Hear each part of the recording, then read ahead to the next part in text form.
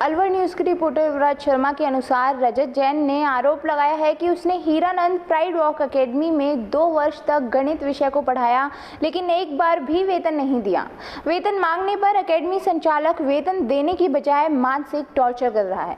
मामले की रपट एनईबी थाने में दर्ज कराई गई है।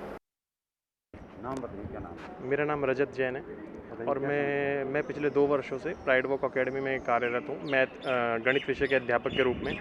अब ये मान के चलिए, मैं अपना मालिक जो स्कूल का मालिक है पवन आहूजा, उससे मैं अपने 3 महीने का पेमेंट मांग रहा हूँ बकाया। तो वो मुझे पेमेंट देने की बजाय धमका रहा है और उटपटांग मुझ पर आरोप लगा रहा है और मुझे शारीरिक और मानसिक रूप से परेशान करने की पूरी चेष्टा कर रहा है। और उसने मेरे सिम भी बंद करवा दी। जब मैं उसको फ़ोन करता था मेरा पेमेंट देने के लिए, तो उसने मेरा सिम कार्ड तक उसने बंद करवाने की कोशिश करी है। मैंने उसके खिलाफ़ शिकायत दर्ज कराई एनईबी थाने में, तो कोई कार्रवाई नहीं हुई। एनईबी थाने वालों ने साफ साफ उसका फेवर किया।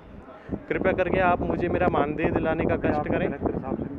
हाँ, कलेक्टर साहब से मिला हूँ। कलेक्टर साहब ने एसपी साहब से मिलने के लिए कहा है, लेकिन मैं एडीएम साहब के माध्यम से पहले भी लेटर भिजवा चुका हूँ उसके पास, और वो यूँ कहता है कि चाहे कुछ भी कर लो मैं पेमेंट नहीं दूंगा।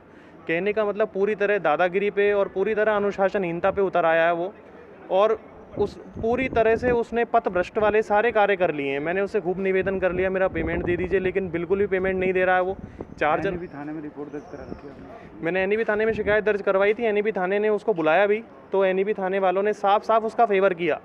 मतलब जबकि पता तो उनको मेरे बारे में भी नहीं था, पता उनको उसके बारे में भी नहीं है, फिर भी उन्होंने साफ साफ उसका पक्ष किया है, जो पूर्णतः निंदनीय है।